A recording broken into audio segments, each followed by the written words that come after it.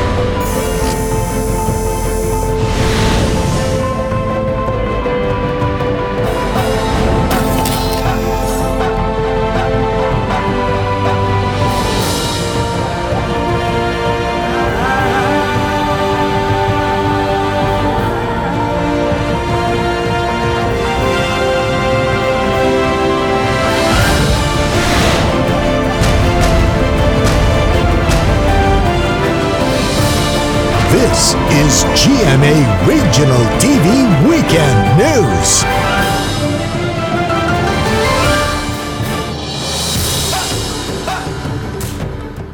Good afternoon, this is your GMA Regional TV Weekend News. The biggest, the latest as local news matters. Luan Merondina. Alan Domingo. Cecil Kibod Castro broadcasting live from GMA Complex in Cebu. We'd like to welcome our Kampuso viewers from Luzon, Visayas, and Mindanao. As well as our kababayans all over the world watching us through GMA Pinoy TV and GMA News TV International.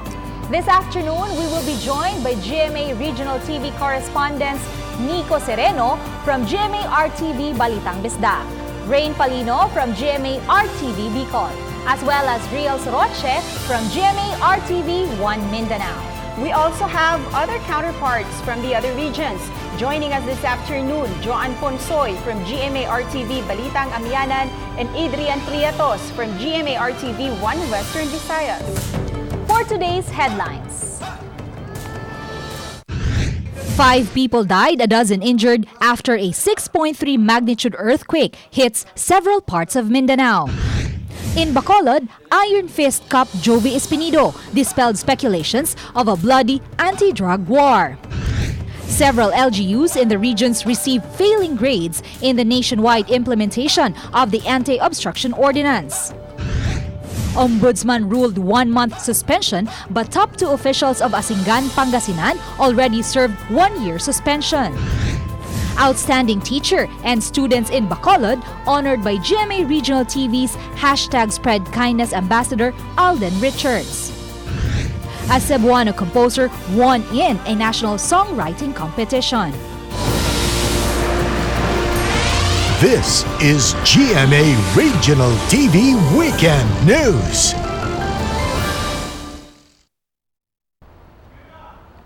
5 dead and dozens injured after a magnitude 6.3 quake hit some parts of Mindanao. Riel Soroche has the full details. Live. Riel?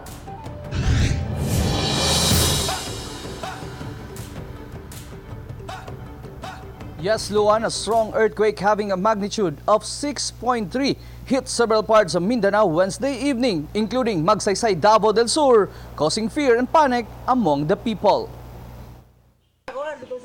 At least 5 people died after a strong quake hit Mindanao Wednesday evening. The casualties include a mother and her 9-month-old baby in Barangay Malawanit in Magsaysay Town, Davao del Sur. Kami nag-rescue na gabi. Murag kuan mong sakit sa buot nga liliun ta akong istorya. Kay sakit sa buot ba? Kay mga pinanggap mo ko ng mga bata agad. The earthquake also caused damage to some school buildings as well as the town's municipal hall. Magsaysay is located at the border of Tulunan Town in Cotabato Province, the earthquake's epicenter. Conduct assessment para we can prioritize where to go asay unahon na to kay tungod sa kadaghan nga reported damages. In Barangay Kapatagan, Digo City, Davao del Sur, about 90 houses were damaged by the strong quake. Run out, napakod yan, nagpukos akong anak, pikas. In Davao City, hundreds of residents living in the coastal areas panicked after the earthquake and evacuated to higher ground because of the false tsunami warning that was posted on social media. Even the coffin of a dead child was brought out by his relatives in fear of the tsunami. Local authorities were dismayed and called for Davaoeños to be more cautious and discerning of the news they see on social media. Kay kung doon lagi tayo makita nga sign of tsunami, kaya nakamonitor man tayo natin mga coastal camera, mo trigger tag siren. So kung makatawag sila ng siren, that's the time nga mahawa sila. Kaya kanina nga naman God, ang epekto niya na karon nga mahawa sila walay mga klarong advisory, posible na maka-stampede ng mga tao nya dili mao wrong information. The tremor, recorded at 7:37 p.m. on Wednesday, was tectonic in nature, with its epicenter 23 kilometers southwest of Makilala town near Tulunan and a depth of 2 kilometers. Yesterday, LGU Magsaysay declared state of calamity to pave the way to use of calamity funds to help the affected residents. Luan. Thank you, Riel Soroche.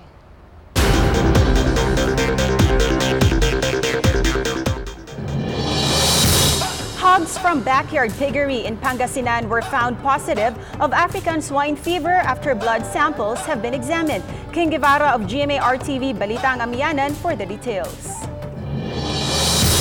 30 hogs from a piggery in Barangay Apalen, Bayambang, Pangasinan tested positive of the ASF virus by the Agriculture Department Regional Office 1. Last Tuesday, authorities collected the blood samples after a recorded abnormal number of deaths in the piggery. The result of the laboratory tests that we submitted at Regional Animal Disease Diagnostic Laboratory resulted to positive for ASF virus. The authorities subsequently conducted a culling to prevent the spread of the ASF virus. Mabilis yung pagkawan nito kasi ang incubation period niya, the time when the virus is detected, it takes 2 to 19 days. 710 quarantine protocols will also be implemented from ground zero.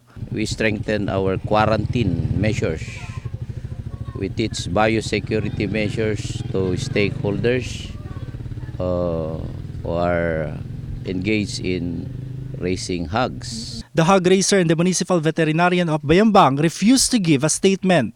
Meanwhile, the Pangasinan provincial government already directed a task force to follow the same procedure it did in Mapandan town to stop the virus from infecting other hogs. The governor reiterated the call to all concerned local officials to be vigilant in guarding all possible entry points to Pangasinan and to closely monitor swine industries within their respective jurisdictions. Together with cameraman Henry Duminsil, I am King Guevara for GMA Regional TV.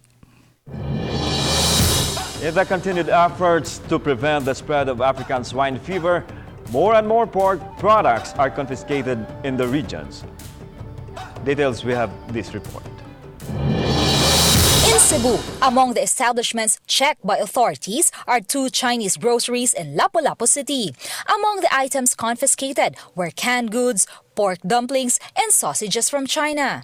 Datay products nga na-confiscate, doon niya, kuan lang, kanang amo lang silang kitagaan sa executive order ni Mayor and also with the kaning executive order na ni Governor Gwen Garcia. The city vet plans to check the supplier of these grocery stores to determine how the products were brought into the city, despite strict inspections in all points of entry. In Cebu City, impounded pork products were heaped outside the provincial veterinary office. Among these are pork chicharon from Bulacan and other processed meats. Inside the office is a sack of canned pork of a known brand and other confiscated goods.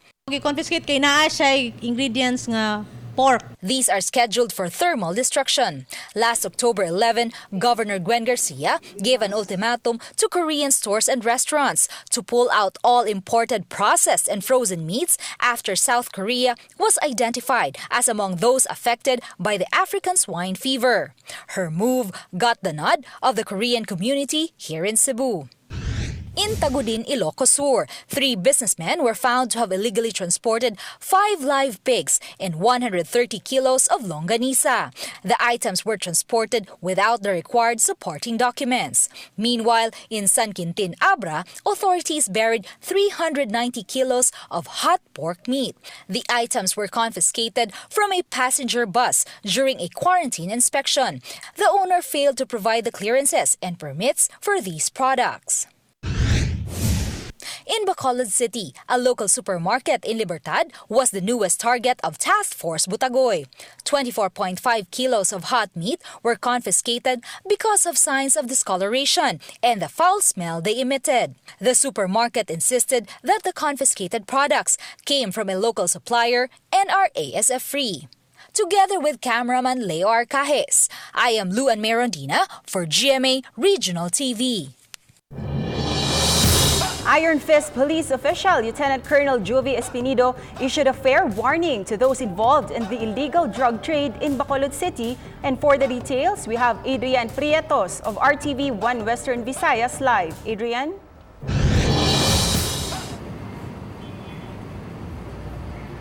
Cecil, despite being feared and considered by some human rights activists as groups and despite being considered by some human rights groups as barbaric, the controversial Philippine national official is all smiles as he arrived in Iloilo and later in Bacolod City this week. He thinks of his new assignment at the Bacolod City Police Office as a way of supporting the anti-drugs campaign of Philippine President Rodrigo Roa Duterte. The program is what he thinks as a very special and close to his heart. Barely an hour into his new assignment, Espinido already dispelled speculations that his presence will result to a bloody anti-drug war. Tandaan nyo, ang nangyari sa Albuera, hindi man ako ang responsible sa pagkamatay ni Mayor. Hinuli ko siya, naging witness ko na against sa mga protector ng illegal drugs. He stressed that he is pro-life and lives with a life of principles despite being identified with the bloodshed of various police operations in his previous post. 100% pro-life ako.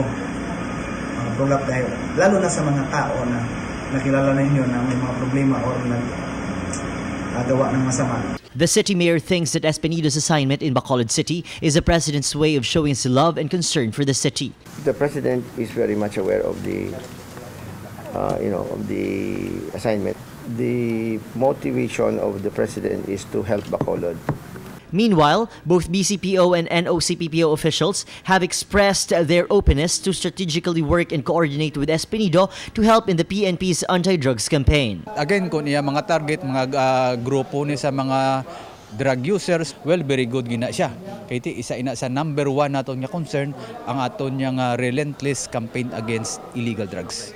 Espinido was appointed Deputy City Director for Operations. Part of his responsibilities is to address the alarming drug problem in Bacolod City as chairman of the Oversight Committee on Illegal Drugs. I'm sure that he can help the effort of our policemen in Bacolod.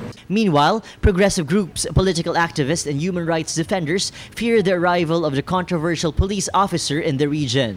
Based sa record niya, kung lang tawon sa mga lugar nga ara siya nag-exist, halos grabing intense ang pamatay. Na nga na-monitor man na namon kagara man sa record. So posible kung may mga umuna dati ito nga kalatabo, wise siguro do hindi man katingalahan nga pwede niya ma-replicate posible diri, no? Cecil, apart from the red tagging and harassment that these militant groups allegedly experience, they are certainly not in favor of the killings made without due process, as Lieutenant Colonel Jovi Espinido is known for his iron hands. Back to you, Cecil. Thank you, Adrian Prietos. 6 bodies and 2 skeletal remains were found in Tuba, Benguet. Police believe that they may have been executed. Russell Simorio of GMA RTV Balitang Amyanan has more in this report. Residents who noticed the foul smell coming from a 30-meter deep ravine in Sitio Payopoy, Barangay Taloy Sur, Tuba, Benguet reported it to the authorities. The Benguet Police, the Municipal Disaster Risk Reduction and Management Office, and the Bureau of Fire Protection immediately responded and conducted a search and retrieval operation in the area. This led to the discovery of the dead bodies and the skeletal remains. Natagpuan nila na may mabaho, tapos nakita nila na may tao doon, kaya Baho talaga, masangsang. parang daga. Police suspect that the cadavers were dumped in the area about 2 weeks ago, while the human skeletons have been there for almost a year. Police say that they may have been victims of summary execution. The area has been known for years as a dumping site for salvage victims. Yun pong lalim ng area, talagang 60 degrees yun at sa pagbaba pa lang talagang mahirap na. So yung ginawa natin doon, more on holistic, tumawag na kami ng BFP ng Tuba. 2 of the cadavers have already been identified by their families. One is Fahad Manan Makalangan, 28-year-old, and Ken Charlie Lubiton, 22-year-old. Benguet Police is coordinating with other police stations for the possible identification of the other bodies. Doon po yung mga missing persons natin o missing persons ng mga ibang lugar. Punta po sila dito para at least makipagbigay ng impormasyon. Together with cameraman Jing Dakanay, I am Russell Simorio for GMA Regional TV. A teenager was found dead in Pinamungahan, Cebu. A neighbor of the victim, considered a person of interest in the case, was invited by the police. Details in this report. The 26-year-old neighbor of the victim in Barangay Gimbawian, Pinamungahan, was brought to the PNP Crime Laboratory. A swab sample was taken from him for cross-matching with a DNA specimen taken from the corpse of the victim, Justin Andayop. Andayop's lifeless body, covered with wounds and bruises, was found in a secluded area around 50 meters from the house in Sitio Caimito. Kung may malilift doon na specimen coming from a male individual, yung kinuha ko ngayon dito sa person of interest na to will be cross-matched para makita natin kung either to pinpoint him or to rule him out. The PNP, however, cannot disclose the identity of the neighbor because he is still considered a person of interest and not yet a suspect.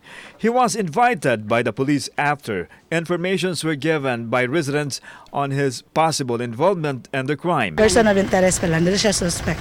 Voluntaryo bali siya na nakikoordinate sa iyang igsuon ug sa iyang mama. Bali iyang igsuon man gid mong kuyog gahapon pagpari diri sa lahog, kuyog pudag ilang kapitan. And then mining try og contact sa ilang mama. Meanwhile, the neighbor vehemently denies the accusation. No, sir. Wala gyud. So wala gyud, sir. Nagkakuyog pa mo ato, sir, maong bata? Nagkauban ba mo? No, ma'am. Together with cameraman Godfrey Relian, I am Alan Domingo for GMA Regional TV.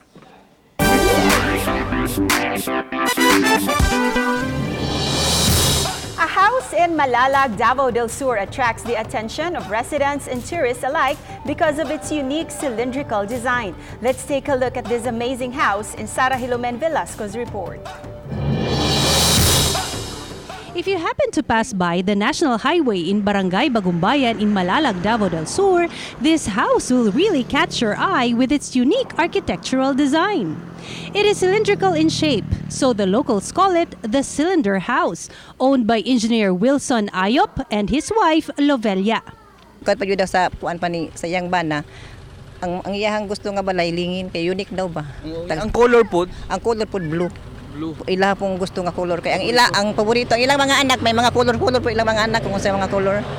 A 3-story cylindrical house will of course call for a unique spiral staircase situated at the center of the house. Each door in the house has a distinctive design. In the couple's master's bedroom, the design is a carved dragon. For their son's room, it is a carved horse, while on their daughter's room, it is a dainty carved flower. Passers-by are always amazed, while some find the design surprisingly odd. Oh, maka lingi kami yung balaya kay lahi malingin man gud. Nawa mo nang tingala nga ng inana yung ship? Siguro po sa tagiya na mo kagusto na yan. Mapansin man kay lahi raman. Daghang natingala kay naay mo labay bitaw muhunong napos ilhang kuan ng cellphone kudakan nila kay kuan lagi daw pinaka kuan. Unique oo. Who would have thought that such a house existed in rural Davao? Like this home's peculiar design, the province of Davao indeed holds many surprises, even in the world of architecture.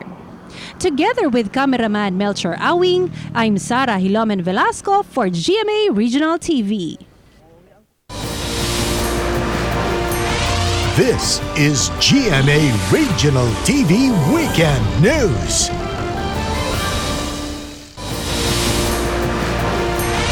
This is GMA Regional TV Weekend News. Several local government units in the country received failing grades in the nationwide implementation of the Anti-obstruction ordinance. The possible sanctions they are facing in this live report of Nico Serino. Nico?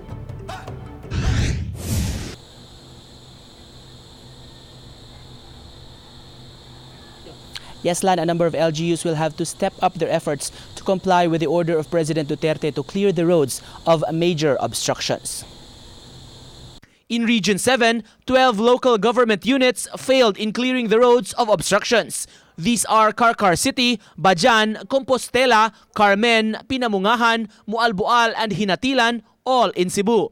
Also given failing grades were the LGUs of Antiquera, Garcia Hernandez, Talibon, and Valencia in Bohol, and Larena in Siquijor.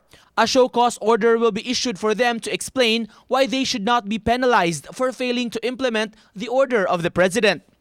For those na hindi nakapasa, hinihintay na lang namin yung show cause orders coming from Central Office. We are awaiting the copies na lang of the show cause orders. So explain sila bakit? And then they will be given 5 days to reply. The cities of Cebu and Mandaue received medium compliance, while Lapu-Lapu City and the other LGUs received low compliance. This means that more efforts should be exerted by these cities and towns. In northern Mindanao, 12 local government units were also given failing marks. The LGUs received compliance ratings of 69% and below based on the latest field validation of DILG. The 12 non-compliant LGUs include 3 municipalities in Misamis Oriental, 4 in Bukidnon, 1 in Lanao del Norte, and 4 in Camiguin Province. Meanwhile, DILG also disclosed that Cagayan de Oro City and Iligan City received medium compliance. In Pangasinan, 3 local government units will be issued a show cause order for underperformance and non-compliance. The DILG refused to name the LGUs. However, they said that 2 towns come from eastern Pangasinan and 1 from western Pangasinan. Based on field evaluation, the 3 LGUs received 60 to 65% implementation rating. Ang naging mababa sa kanila ay kulang sila sa pulisiya. Either wala silang na-issue na executive order ordinance banning these illegal structures. In the Cordillera Administrative Region, 3 local government units were also given failing marks. The DILG will continue to evaluate the LGUs quarterly so the road clearing efforts will be consistent and sustained. Meanwhile, in Region 6, the Department of Interior and Local Government believes that the results earlier released by the DILG Central Office had a few mistakes. There could be some mix-up o nagkamali sa pag-encode. We already called the attention of the focal persons at the Central and the Bureau is reviewing it already. Iglesia also clarified that the municipality of Binalbagan, which was declared as the only LGU in the region that got a failed compliance verdict, has in fact passed validation and assessment. Despite the failing grades, Lan, the DILG is positive that LGUs nationwide will comply with the President's directive and sustain efforts to do so. Lan. Thank you, Nico Serino.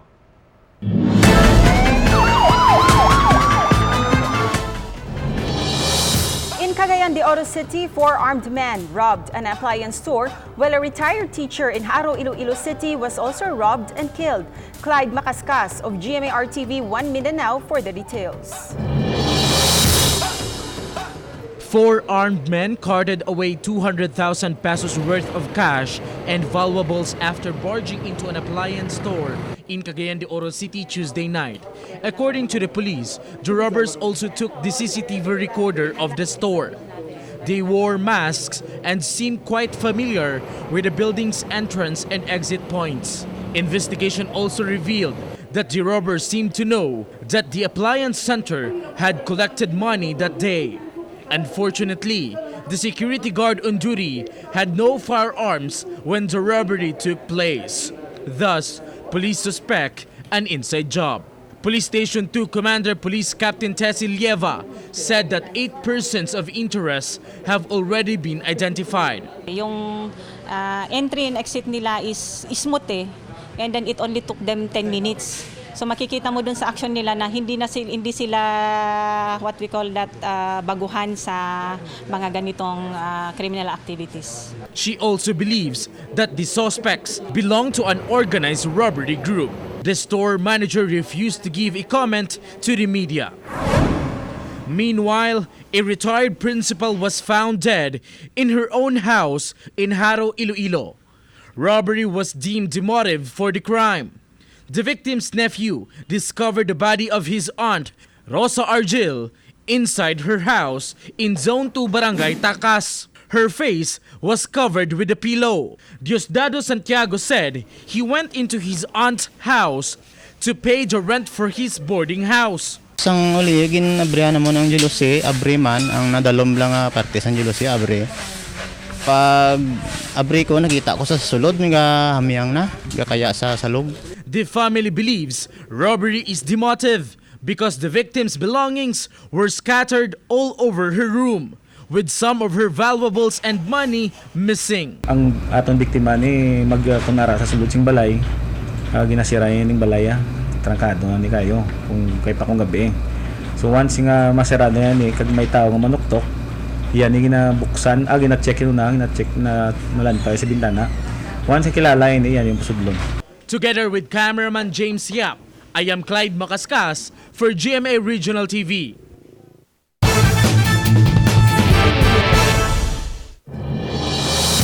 The heat is on with the 40th Masskara Festival in the capital city of Bacolod in Negros Occidental, also known as the City of Smiles in the land of sweet surprises. GMA RTV 1 Western Visayas Zen Kilantang has this story. Masks in various designs, in all shapes and sizes, greet locals and tourists alike as the Ruby Masskara Festival gains momentum. Inspired by the character and flamboyance of the world-famous Masskara Festival dancers, these mascara dolls will surely tempt you to bring them home as souvenirs. These are made by the Bacolod City Cooperative and Livelihood Development Office. This is kwan man siguro high time naman nga nang ma-feature man naton in all kwan bala ang aton nga mga mascara dancers. From the glittery costume, headpiece, the iconic happy face, and up to the hand gesture, all are carefully and meticulously handcrafted. Siyempre, dumapakita man namon yung mga talent ko na namon masara para sa Masskara Festival. Ang amon focus mga costume, Bacolod, gidyang. If the dolls come handy as souvenirs, these larger-than-life masks will certainly make for a colorful and interesting addition to your social media feed. Masks that tackle everyday life in the city, its people, religion, icons, and symbols, all perfectly joined together to demonstrate that Masskara is a celebration of life. It is no longer a neighborhood gathering or a gathering of an entire city. It now has to tell the world, we are ready for you. In the streets, you might opt for these conversation pieces. Prices vary according to sizes, from 300 up to 1,000 pesos. All this will add to your colorful Bacolod Masskara experience this year. But even with the changing festival attractions, one thing remains unchanged through the years. The fact that Masskara is and will always be a celebration of resiliency in the face of adversity. Together with cameraman Romel Porquia, Zen Kilantang for GMA Regional TV.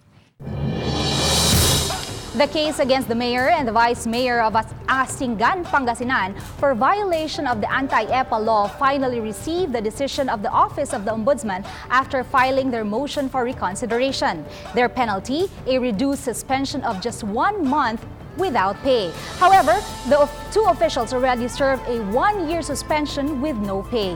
More of this in Joanne Ponsoy's live report. Joanne?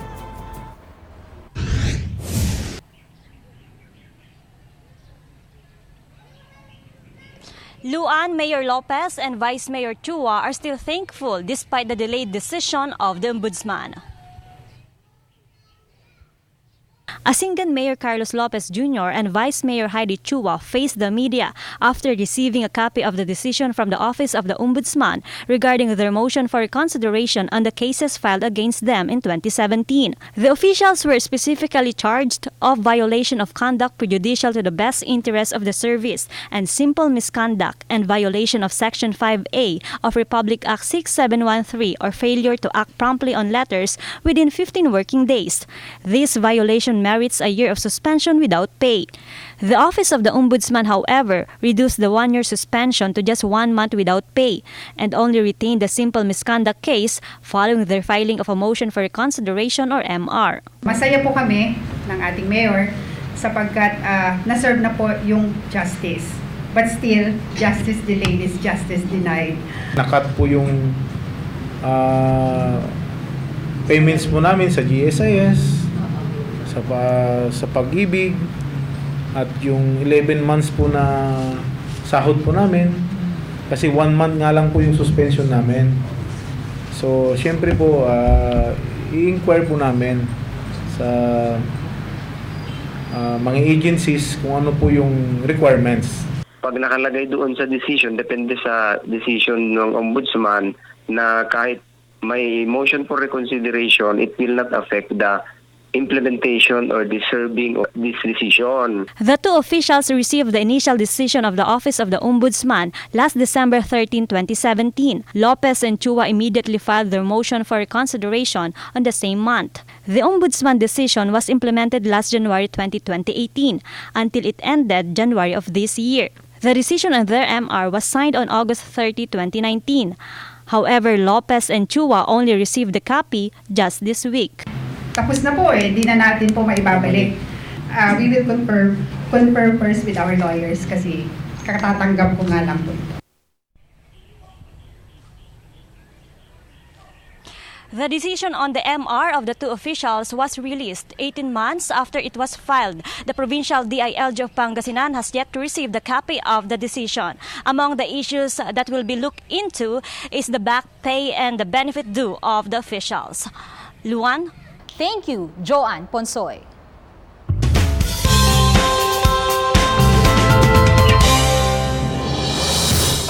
Asia's multimedia star Alden Richards topped bill the celebration of the Masskara Festival in Bacolod City. The hashtag Spread Kindness ambassador also gave recognition to a teacher and her students who tirelessly educate homeless kids in the City of Smiles. Adrian Prietos of GMA RTV 1 Western Visayas tells us more in this report.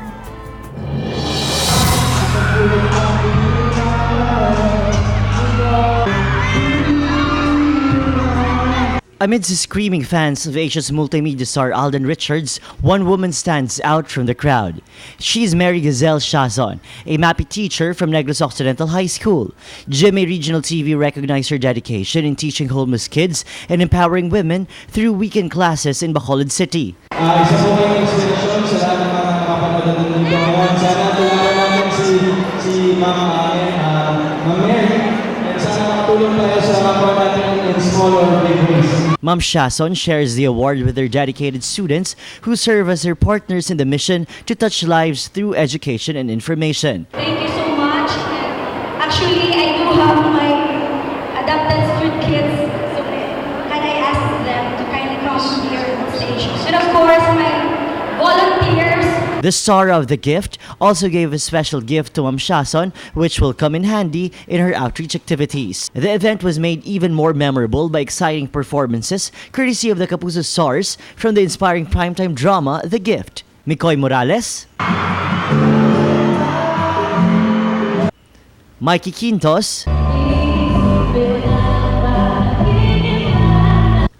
Martin Del Rosario, and Rochelle Pangilinan. With fun and laughter, song and dance numbers, and random acts of kindness, a Kapuso Fiesta is always a celebration that touches the hearts of many. Together with cameraman Reynald Castillo, Adrian Prietos for GMA Regional TV.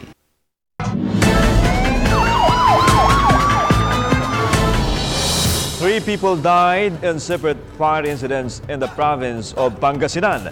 Joan Ponsoy has more. 2 children ages 5 and 1 died in a fire in Barangay Tocok, San Fabian, Pangasinan. Sisters Lennon and Maria Abellanosa were asleep and were trapped inside their house while the fire was raging. A candle left unattended was the cause of the fire. The parents of the siblings were out when the fire broke out. Kung unang tumakbo yung mga anak ko, nandun tulog sila. Pagbukas ko ng pintuan, sinusubukan ko silang kunin. Meanwhile, a 64-year-old man died after he failed to go out of his burning house in Barangay Mayombo, Dagupan City. The victim was identified as Mario Cabansag. An unattended gas stove caused the fire. Authorities have yet to determine the cause of damages. Umaga, nangangalakal na sila ng basura. Pagkagising, magpapakulunan ng mga tubig daw ang mga yan. Still in Dagupan City, more than 10 stalls near Malimbas Public Market were gutted down Thursday afternoon. The fire, which was attributed to an electrical short circuit, left damages worth an estimated 3 million pesos. Fortunately, no one was hurt in the incident. Still in Pangasinan, in Urdaneta City, 3 houses were burned down in Barangay Dilan, Paurido. Initial investigation by the Bureau of Fire Protection say that kids playing with matches may have caused the fire. An abandoned piggery was also burned down in Barangay Labit proper. Meanwhile, in Barangay Lubnak, Bintar, Ilocos Norte, a fire razed a house. According to the owner, the fire spread so quickly because the house was made of light materials. Authorities are still investigating the cause of the fire. I am John Punsoy for GMA Regional TV.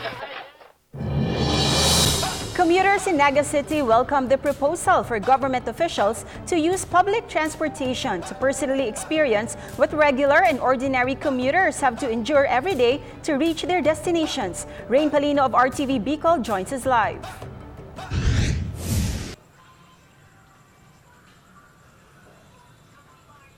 Cecil, due to transportation crisis, Iligan City Representative Frederick Shaw is pushing public servants to commute via Public Transport Act.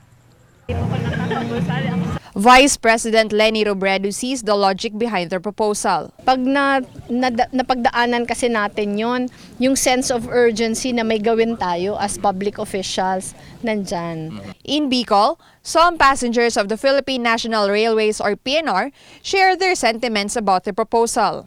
Although not directly affected by the transportation crisis, commuters in Naga City think that the proposal will help government officials understand the current problems and issues faced by the public transport system of the country. Dana is a regular passenger of the PNR going to school. Mamamayan rin po sila and dapat ginagawa rin po nila yung mga ginagawa ng simpleng mamamayan. Currently, the PNR in Bicol is operating in 4 main stations, namely Naga, Pamplona, Lipmanan, and Sipocot. Many commuters here believe that trains are an effective means of transportation. Makakadara kami kung anong madadaraming yaon lang dyan, lang sa. Pero kung bus, dahil limitado. Last September 20, the PNR conducted an inspection trip from Tutuban to Bicol which lasted for 12 hours, 3 hours faster than the usual trip. Yun ang hinihintay namin. Yung ipadada ng material. Pag may magagamit kaming train, babiyay kami ng Legazpi.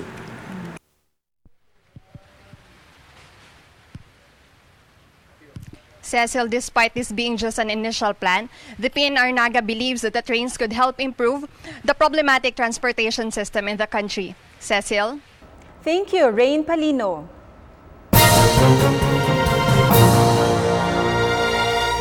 Good day, everyone, and here's our weather update. We are still monitoring Tropical Cyclone Perla, and as of 10 a.m. this morning, it's already in the severe tropical storm category with maximum sustained winds of 95 kilometers per hour and a gustiness of up to 115 kilometers per hour. This system is far from the landmass of the country and is no longer expected to directly threaten northern Luzon. And meanwhile, for our weather condition, the whole country will continue to experience fair weather with only isolated rain showers and thunderstorms, mostly in the afternoon or evening. And for our wind and sea condition, we have a moderate to strong northeasterlies that is affecting northern Luzon, which brings moderate to rough seas.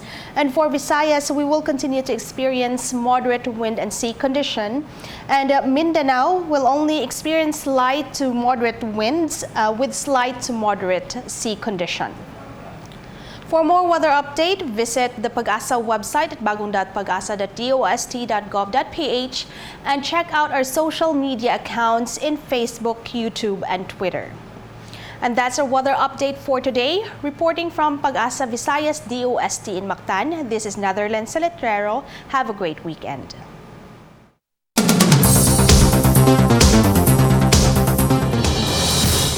A composer from Dumaguete City was among the awardees during a recently held song competition in Manila. The award-winning song is based on a personal experience of being heartbroken. The reason why many millennials can easily relate to the song. Let's get to know them in this report.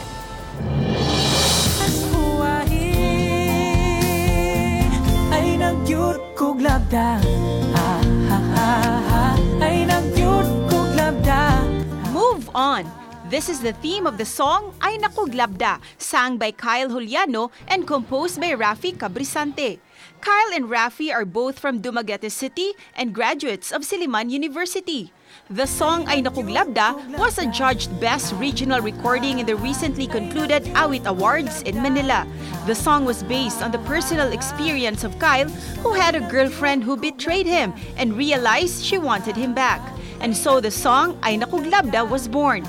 The song became an instant hit among millennials who can relate to Kyle's experience. According to Rafi, the 25-year-old composer, he started composing music when he was just 11 years old. His compositions are based on his personal experiences. Rafi, who is pursuing a master's degree in journalism in a university in Manila, is a disc jockey and a contributor for GMA News Online. Rafi's advice to new composers: first, develop your talent and love for music. Ang binisayang mga kanta di ginabaduy. Cebuano is a beautiful language and hopefully more and more people will appreciate it. It will inspire not only us but also artists in Dumaguete in general kay para gini namong tanan. Cecil Kibod Castro for GMA Regional TV.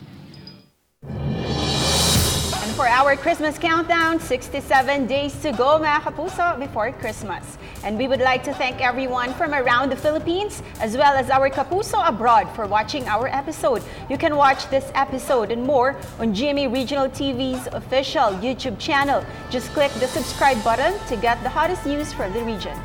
Thank you for joining us, and from all of us here in Central and Eastern Visayas, this has been GMA Regional TV Weekend News, where local news matters.